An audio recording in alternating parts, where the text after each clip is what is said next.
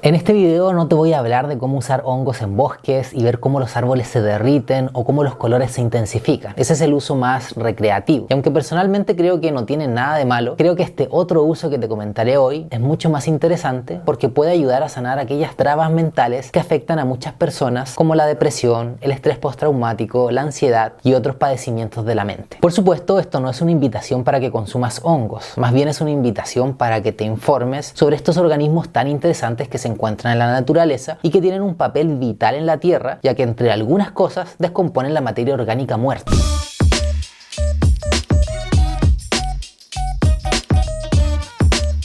Hay todo tipo de hongos, algunos tóxicos y mortales, otros sirven de alimento para el ser humano, otros provocan efectos psicodélicos, algunos son chicos, algunos son grandes. Básicamente el reino fungi es todo un mundo. Para empezar, quiero explicarte cómo actúan los hongos psilocibios en el cuerpo humano. La psilocibina es el compuesto químico que se encuentra presente en este tipo de hongos, y consumir este compuesto puede producir efectos de alteración en la forma en la que percibimos, pensamos, somos conscientes y experimentamos las emociones. La psilocibina interactúa con receptores en áreas específicas de nuestro cerebro que están involucradas en la interpretación del entorno y la adaptación a él. Estas áreas incluyen las relacionadas con las sensaciones, la percepción y la corteza visual. Es por esta razón que cuando se consumen hongos psilocibios pueden provocar alucinaciones visuales.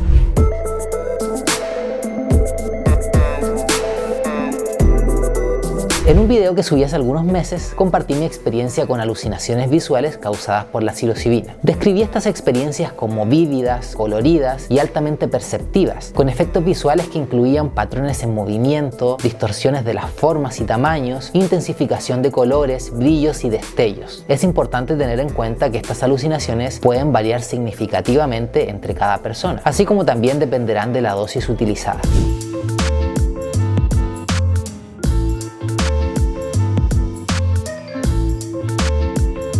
Si bien los hongos psilocibios han sido utilizados con fines rituales y medicinales por diversas culturas, y hay evidencia de su uso hace miles de años por culturas indígenas en América, África y Asia, la investigación científica sobre el uso terapéutico recién comenzó a tomar impulso en la década de 1950 y se expandió en la década del 60. Durante ese tiempo se realizaron varios estudios clínicos y experimentos para explorar el potencial terapéutico de la psilocibina, y los resultados fueron prometedores y se observaron beneficios en el tratamiento de afecciones como la ansiedad, la depresión y los trastornos relacionados con el final de la vida. Sin embargo, a mediados de la década de los 60, la psilocibina y otras sustancias psicodélicas fueron clasificadas como sustancias controladas, y su investigación terapéutica se vio obstaculizada por muchos años debido a su prohibición. En las últimas décadas ha habido un resurgimiento en la investigación científica sobre los efectos terapéuticos, y en algunos lugares como Australia y Canadá incluso se ha legalizado su uso para tratamientos específicos.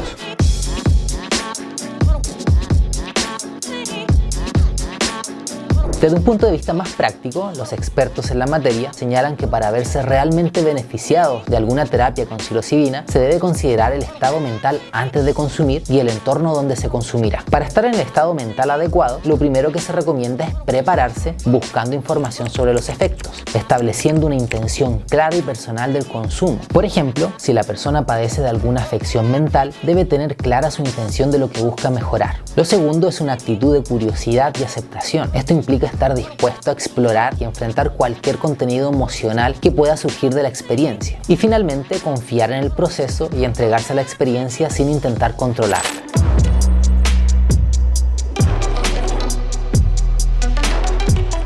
Por otro lado, en cuanto al entorno, este debe brindar seguridad a la persona. Por lo mismo, este tipo de terapia se suele hacer en habitaciones donde no hay ventanas abiertas y sin ruidos. También se recomienda que haya un cuidador que no esté utilizando psicodélicos y que se responsabilice de que todo ande bien y de acompañar en la terapia. Las personas suelen acostarse boca arriba, con los ojos cerrados y con un antifaz para tener una experiencia más introspectiva. Esto es importante porque, como comenté anteriormente, los hongos son muy visuales, y si se mantienen los ojos abiertos, se pone el foco en lo exterior y se deja de explorar el mundo interior. Y por último, pero no menos importante, debe haber música. La música ayuda a que la experiencia sea más profunda. Eso sí, no debe tener voces para permitir centrarse en los pensamientos. Andrew Huberman, destacado neurocientífico de Stanford, en su podcast explica que inicialmente en los primeros 30-45 minutos lo ideal es empezar con música clásica a bajo volumen. En el pic del efecto, a los 45 a 90 minutos, se sube el volumen y se cambia a una música con percusión más intensa. Y finalmente se debe terminar la experiencia con una música suave con sonidos de la naturaleza.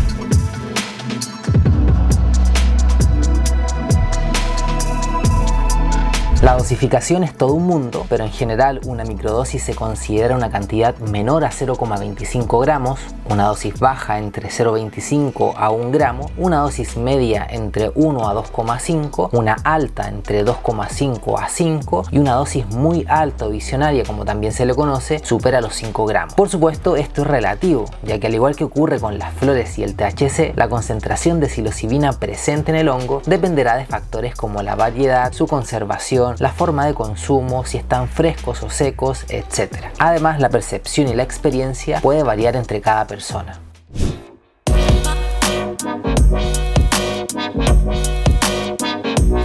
Para terminar, te recalco que como todo, también tiene sus riesgos y por eso el uso terapéutico se recomienda que se haga bajo la supervisión de un profesional de la salud. Y como consideración final, también los expertos recomiendan ayunar antes de la sesión o al menos no haber comido 4 horas antes. Ya he hablado en varias ocasiones sobre sustancias naturales que han sido utilizadas hace miles de años con fines terapéuticos y rituales. Compartí mi experiencia con ayahuasca en Brasil y he compartido algunas de mis experiencias con hongos. Hoy quise traerte una información con un foco más científico, basado en información obtenida de un neurocientífico de Stanford y combinado también con mis propias experiencias. Este video no busca recomendar el uso de hongos, sino que traer un poco de luz sobre qué son, cuáles son sus potenciales y cómo se están volviendo a utilizar terapéuticamente para tratar trastornos de la mente. Espero que te haya gustado este video y te pido que me apoyes con un like, comentándonos también tus impresiones en los comentarios, ya que todo esto es muy significativo para poder seguir compartiendo este contenido que puede ser sensible, pero que creo que es importante traer al canal. No podemos ocultar la naturaleza, tenemos que hablar sobre ella. Muchísimas gracias por haber visto este video, suscríbete al Weedletter, el link está en la descripción. Cuídate mucho y ya nos estamos viendo en una próxima ocasión.